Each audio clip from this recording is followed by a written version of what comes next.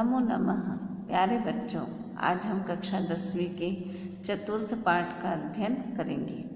चतुर्थ पाठ अर्थात पाठ 4, जिसका शीर्षक है सुभाषितानि। सुभाषितानि का अर्थ होता है अच्छी तरह कही बातें। अब हम सबसे पहले पाठ का परिचय देखेंगे। सुभाषितम इत्यस्य अर्थः सुष्ठु भाषितम कथितम इति। सुभाषितम इसका अर्थ है सुष्ठु अच्छी तरह, भाषितम मतलब कहा गया। सम्यक भाषितम सुभाषितम भवति, अच्छी तरह कहा गया सुभाषित होता है। शोभनम वचनम सुभाषितम इति कथ्यते, अच्छी बातें सुभाषितम कही जाती हैं। सुभाषिते महापुरुषाणाम अनुभव छंदोबद्धेन श्लोकेन प्रस्तुयते, महापुरुषों के अनुभव छंदबद्ध करके श्लोकों के द्वारा प्रस्तुत किए जाते हैं। तादृशानि कानिचित् सुभाषितानि अत्र वर्तन्ते, वैसे ही कुछ सुभाषित यहाँ दिए गए हैं। अब हम सबसे पहले श्लोक में आए हुए कठिन शब्द देखेंगे। शशि, शशि का अर्थ होता है चंद्रमा। दैन्यम, दैन्यम का अर्थ होता है दीनता या गरीबी। घनंती, घनंती का अर्थ होता है नाश करते हैं। कल्पतरु, कल्पतरु जो सभी कामनाओं को पूर्ण करने वाला वृक्ष, ऐसा वृक्ष जो सभी इच्छाओं को पूर्ति करता है, उससे कहते हैं कल्पतरु। अब पहला श्लोक का उच्चारण देखेंगे हम। गंगा पापम शशि तापम दैन्यम कल्पतरुस्तथा पापम तापम च दैन्यम च घनंती संतो महाशया। अब देखिए इसका अर्थ। जिस प्रकार गंगा नदी पाप का नाश करती है, चंद्रमा ताप का मतलब गर्मी का नाश करता है, और कल्पतरु जो सभी की इच्छाओं को पूर्ण करता है, वह गरीबी का नाश करता है।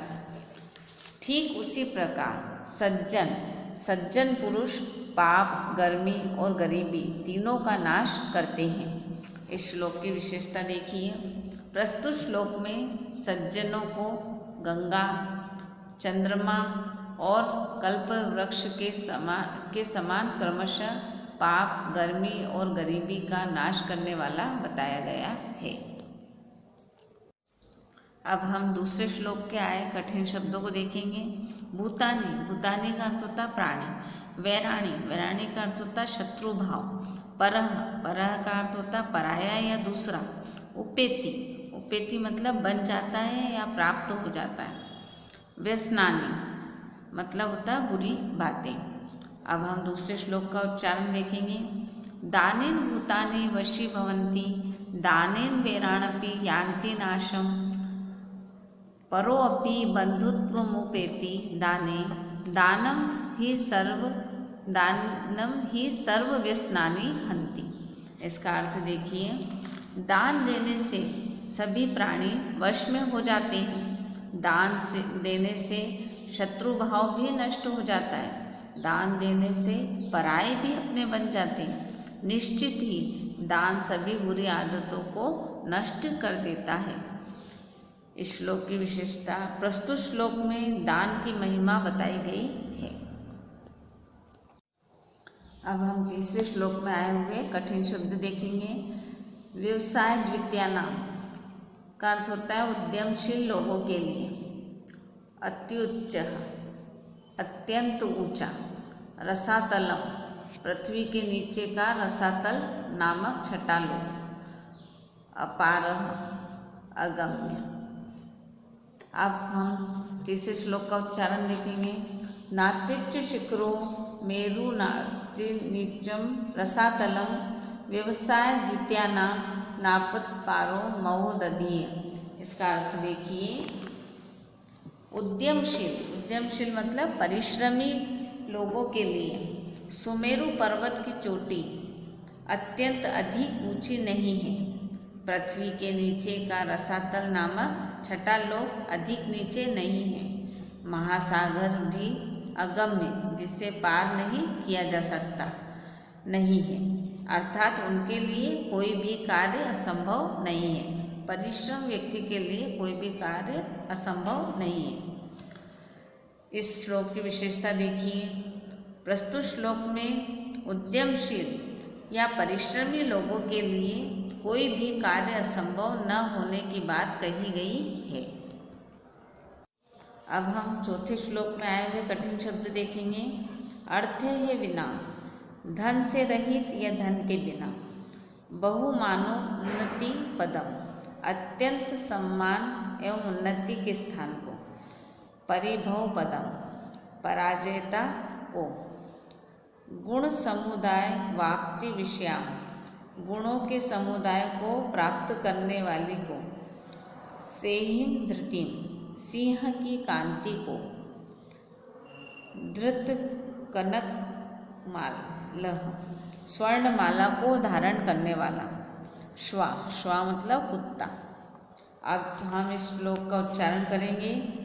विनाप्ति अर्थ वीरः स्पर्शयति बहुमानोन्नति पदम, समायुक्तो अपि अर्थे परिभव पदम याति कृपणम, स्वभावभूतां गुण समुदाय वाप्ति विषयां, धृति सेहिं स्वां किं धृत कनक कमालो अपि लभते। अब इसका अर्थ देखिए। वीर, धन से रहित वीर, अत्यंत सम्मान एवं उन्नति के स्थान को छूता है।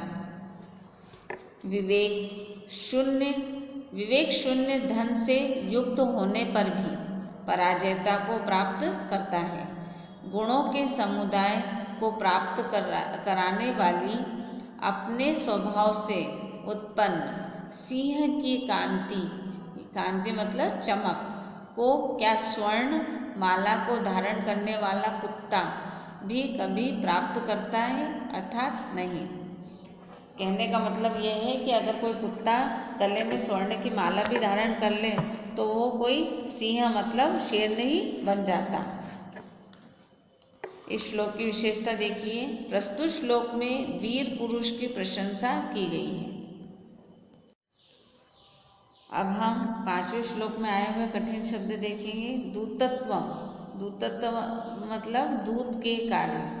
सताम, सता मतलब सज्जनों की। षटपदाः मतलब भौरे। केतकी गंधम, केवड़े की गंध को। अघ्राय, अघ्राय मतलब सूंघ कर। अब हम पांचवें श्लोक का उच्चारण देखेंगे। गुणाः कुर्वन्ति दूतत्वं दूरे अपि वस्तां सतां, केतकी गंध माघ्राय स्वमायन्ति षटपदा। अब इसका अर्थ देखिए कि दूर भी रहने पर सज्जनों के गुण दूत के कार्य को करते हैं।